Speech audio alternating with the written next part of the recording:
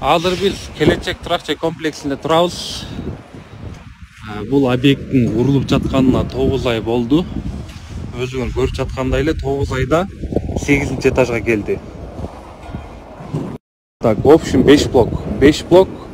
Бул 7-этаж экен. 8-этажга келди бул.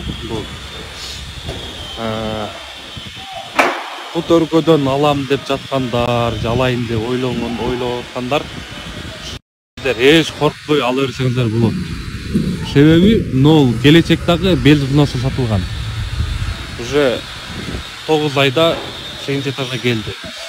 Иншалла Кутөргө объектибиз дагы ушундай абалда болот. Площадка 1-этаж, 2-этаж бүттү, 3-этаж башталды. Кудай буйруса, Кутөргө объектибиз дагы 2 жыл ушундай абалда болуп калат деген ниеттерибиз бар. Күчтүү. Суукка карабай балдар иштеп атышат бул жакта. Вот.